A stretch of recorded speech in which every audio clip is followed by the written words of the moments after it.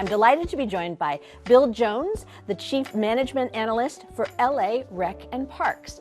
So what exactly was Measure A? Sure. So, it's a very good question because, we're always looking for funding to improve our parks. And before Measure A, there was Proposition A, which was a bond measure. And that bond measure is basically the selling of bonds to get an amount of money that we can make investments on the front end. And they last for about 25 years. Well, Proposition A came to an end in 2019. And Measure A was put on the ballot in 2016, approved by the voters overwhelmingly, and it's a tax assessment. And the difference really between Measure A and Proposition A is that because Measure A is a tax assessment, it goes on into perpetuity. So it's continuous funding for our parks. It certainly is not going to be like Proposition A where we get a lot of money on the front end, but over time we're going to get far more money and we're going to be able to sustain our parks.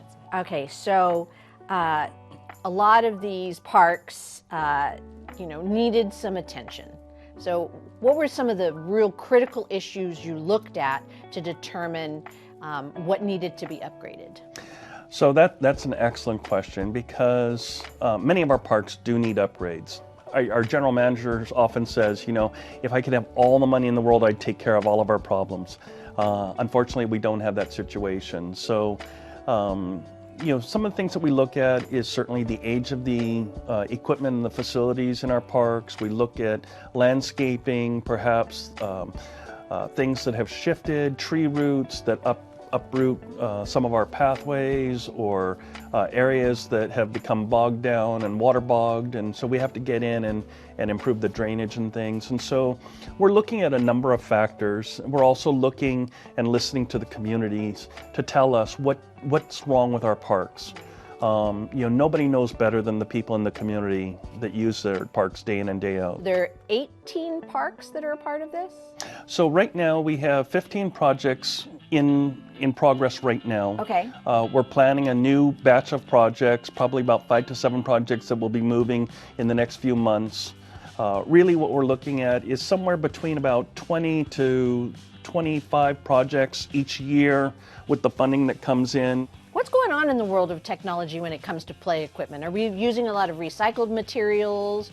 Or are there a lot of thoughts about the usage and how it improves a child's physique or eye-hand coordination, that kind of thing? Do you consider those? We do, and play equipment, there's many facets to it. So some of the ones that you just brought up, the use of recycled materials, are the materials going to be durable over time? Are they going to be safe for our children? Are they are there any concerns associated with the materials that we're using? Our planners, our architects, and our engineers, they're all looking at those and working with our vendors to ensure that we're really getting the top end play equipment for our communities. But you're absolutely correct. There's study after study after study that says the improvements that are being made to play equipment are really having a very positive impact on our communities with our children. The physical development, the mental development, being able to come to a park and develop socially, those are they're out there on the forefront with these studies, and they're showing that that the type of play equipment and the things that you mentioned, the dexterity, the thought process that goes into them, they really are having a positive impact on children in our communities. And gone are the days of the sandbox. Yes. Can't have those. All right, so I don't know if you know the answer to this one, but I was fascinated because in doing my kind of due diligence, the Palms Rec Center is also known as Rosalyn Wyman.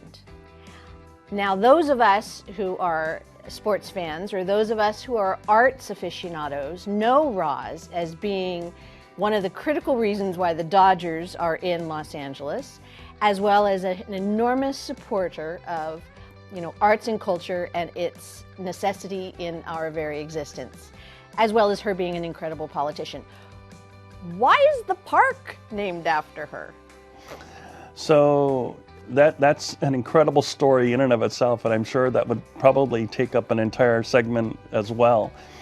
I can tell you that, Rosalyn Wyman was a powerhouse in the 1950s in Los Angeles. She was the youngest council member to be served. She was elected at age of 22. And as you noted, she was a big sports fan. And she lobbied when Brooklyn Dodgers said, hey, look, we're tired of this. We need a new home. She lobbied heavily, and she was instrumental in bringing the Brooklyn Dodgers to LA. A team that we've now enjoyed for, 5-6 decades now. Yeah. It's incredible. And so, but you're absolutely right. She was a powerhouse in politics. Her life was bigger than, most can even imagine. A real, what do I want to say? A real leader for young women to look up to. And she loved this park? She did. Oh. I mean, I'm not really sure about the history of the park. I'd have to dig into it. I just don't know why that particular center was named after her. Well, it just is fantastic because she is a force of nature. So there is probably a good reason why, this natural area was fit. And how's it doing there? I mean, how is the Palm Rec Center? So the Palm Rec Center, I'm happy to report, again, one of our projects that's complete and open to the community already. Awesome.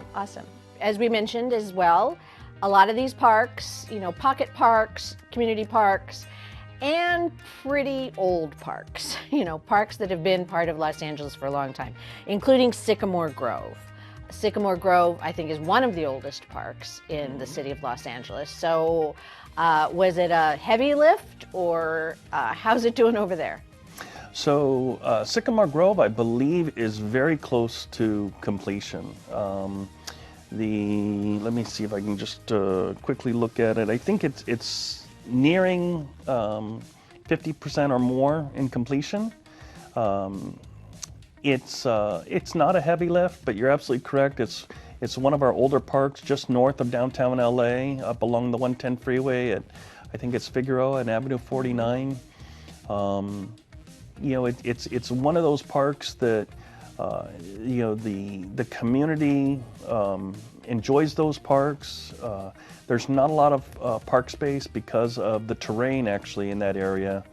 Highland Park, Mount Washington, it's very difficult to build a park on a hillside. We've done it, but it's not an easy task. But in this particular case, Sycamore Grove is one of our more beautiful parks, and you're correct, it's one of our older parks in the city of Los Angeles. I think what we did learn over the the last 18 months is that we need to get outside. There is possibility outside, and we've all, I think, sort of had a renewal of our enjoyment of getting outside and spending time, so I would imagine that there's a lot more focus on LA Rec and Park in regards to its benefit to LA's and LA's communities. Yes, I think, all of our people are working hard to get our facilities back up and running to full capacity. We think that the comeback is going to be very strong when we're building up for our summer activities. We'd like to see those activities grow, and we think they will. You're absolutely correct. I think people have been shuttered for quite a while, and there's an eagerness to get out and enjoy parks and to socialize. And be the social creatures we are. All right, so if people want to reach out or find out or all of that kind of stuff, what's the best website to go to? LAparks.org. If you go to LAparks.org or just do hashtag LAParks on social media, you'll be taken to our websites. We encourage everybody, if you can, whether it's on a cell phone, a tablet, a desktop PC, join in the discussions and share with us your ideas. We want to hear them. Thank you so much, Bill. It's great to see you again. You're welcome. And that's a wrap on this LA Currents.